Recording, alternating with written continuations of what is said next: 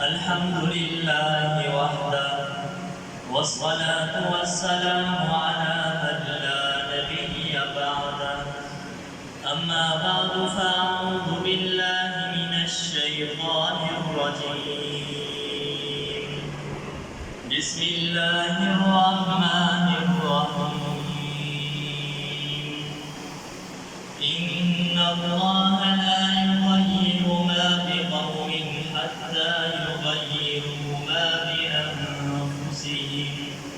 صدق الله العظيم وطن تو آزاد ہو چکا ہے دل و دماغ ہے غلام اب بھی وطن تو آزاد ہو چکا ہے دل و دماغ ہے غلام اب بھی پیے ہوئے ہیں شراب غفلت یہاں پہ خاص و عام اب بھی غلط ہے تیرا یہ نعرہ ساقی بدل چکا ہے نظام محفی غلط ہے تیرا یہ نعرہ ساقی بدل چکا ہے نظام محفی وہی شکستہ سی بوتلیں ہیں وہی شکستہ سا جام اب بھی میرے میخانہ وطن کا وہی ہے کونا نظام اب بھی کسی کے جام شراب جائز اور کسی کے پانی حرام اب بھی واجب الاحترام میرے اساتذہ کرام اور میرے عزیز طالب علم بھائی و دوستو السلام علیکم ورحمۃ اللہ وبرکاتہ آج میری تقریر کا عنوان ہے جس نے آزادی پاکستان اللہ تعالیٰ سے دعا ہے کہ اللہ تعالیٰ مجھے حق سچ بیان کرنے کی توفیق عطا فرمائے میرے عزیز بھائیوں یہ آزادی اللہ تعالیٰ کی طرف سے ایک نعمت ہے اور اللہ تعالیٰ نے ہمیں یہ نعمت عطا کی ہے تو اس پر ہمیں اللہ رب العزت کا شکر ادا کرنا چاہیے مگر 14 اگست کے دن پورے ملک میں جھنڈے اور جلوس اور جلسے ہوتے ہیں پورے ملک کے اندر نعرے اور تقریریں اور خوشیاں بھی منائی جاتی ہیں مگر اے آزادی کے جشن منانے والوں کیا تم جانتے بھی ہو کہ اس آزاد ملک کے لیے کتنی ماں کے لفظ جگر کٹ گئے اور کتنی بہنوں کی عزتیں لٹ گئی اور خون کے کتنے دریا بہے گئے اور آرزوؤں کے کتنے محل جل گئے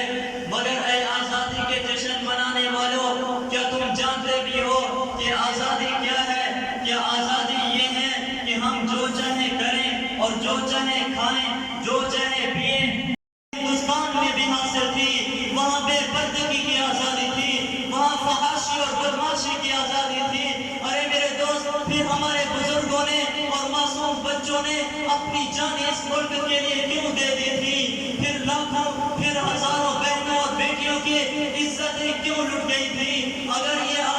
ہمیں آزادی کی قدر نہیں اگر آزادی کی قدر پوچھنی ہے تو آزادی کی قدر فلسطین والوں سے پوچھو کہ آزادی کیا ہوتی ہے اگر ہمیں آزادی کی قدر پوچھنی ہے تو شام والوں سے پوچھیں برما والوں سے پوچھیں کشمیر والوں سے پوچھیں کہ آزادی کیا ہوتی ہے اس وقت تک ہم آزاد نہیں ہو سکتے جب تک ہم اللہ اور اس کے رسول کے حکموں کی تابعداری نہیں کریں گے اس وقت تک ہم کبھی آزاد نہیں ہو سکیں گے میرے بھائیوں لاہور کی شاہی مسجد کے صحن میں انگریز نے ایک پھانسی کا پھندا بنایا تھا اور ایک دن کے اندر کئی علماء کو پھانسی دی جاتی تھی اور مسلمانوں کو بوریوں کے اندر باندھ کر دریا میں ڈال دیتے تھے اوپر پھینک کر کے ان کو وہی ختم کیا دیا جاتا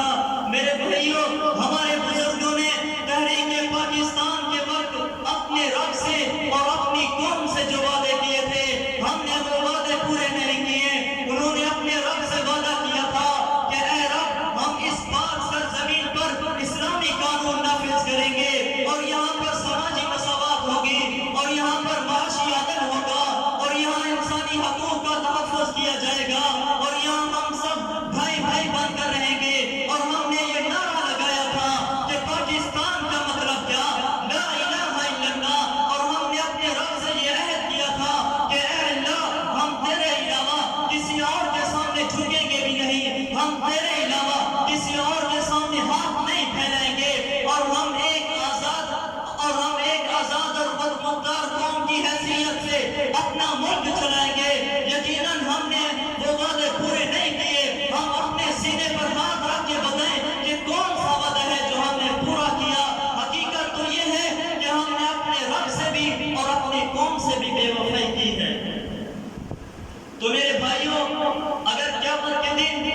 ان شہداء نے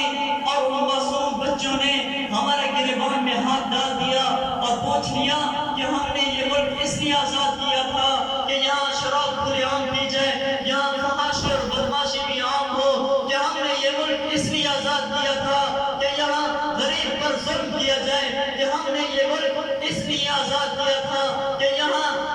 شراب کی محفلیں بھی عام ہو، کہ ہم نے یہ ملک اس لیے آزاد کیا تھا کہ اس ملک کے اندر دین کے بھی دشمن ہو، صحابہ کے بھی دشمن ہو، پیغمبر کے دشمن ہو۔ ہم نے تو یہ ملک اس لیے آزاد نہیں کیا تھا۔ تو بتاؤ اس وقت ہم کیا جواب دیں گے ان شہداء کو جنہوں نے اس ملک کی خاطر اینٹوں کی جگہ اپنی ہڈیاں پیش کر دی اور ریت کی جگہ اپنا خون پیش کر دیا؟ بتاؤ ہم ان کو کیا جواب دیں گے؟ آؤ میرے بھائیوں، آج ہم یہ عہد کرتے ہیں کہ اے رب ہم اس ملک کے اندر اسلامی قانون نافذ کریں گے، اس ملک کے اندر محمد عربی کی شریعت کا قانون نافذ کریں گے، ہم اس ملک کے اندر کسی غریب پر ظلم نہیں کریں گے، ہم اس ملک کے اندر کسی کی عزت پہ ہاتھ نہیں ڈالیں گے، اور ہم یہ عہد کریں کہ اس ملک میں لٹیروں اور ڈاکوؤں سے اس ملک کو بھی پاک کریں گے، اور دین کے دشمنوں، پیغمبر کے دشمنوں اور صحابہ کے دشمنوں سے پاک کیے بغیر سکون کا دم نہیں لیں گے۔ تجھے مبارک ہو حکمرانی، مخالفت بھی ہم نہ کریں گے، تجھے مبارک ہو حکمرانی، مخالفت بھی ہم نہ کریں گے۔ اگر شریعت پہ ہاتھ ڈالا نہ تم رہو گے نہ